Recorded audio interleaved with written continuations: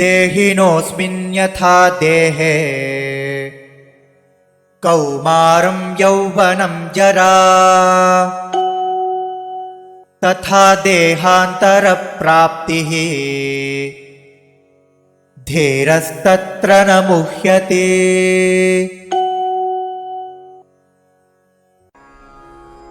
देहिनः अस्मिन् यथा देहे कौमारं यौवनं जरा तथा देहान्तरप्राप्तिः धीरः तत्र न मुह्यति।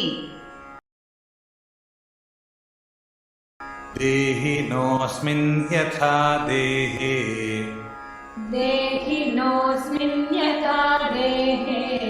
कौमारं यौवनं जरा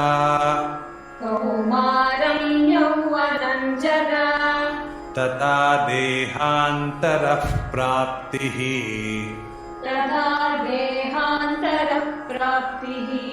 धीरस्तत्र न मुह्यते।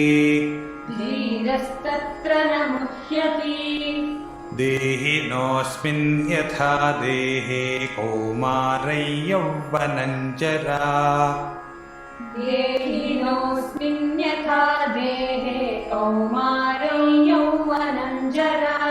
तथा देहान्तरः प्राप्तिर्धीरस्तत्र न मुह्यते।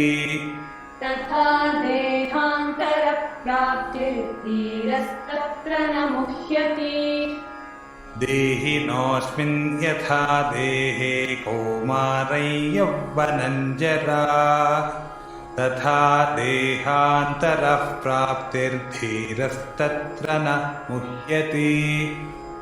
देहिनोऽस्मिन् यथा देहे कौमारं यौवनं जरा तथा देहान्तरप्राप्तिर्धीरस्तत्र न मुह्यते।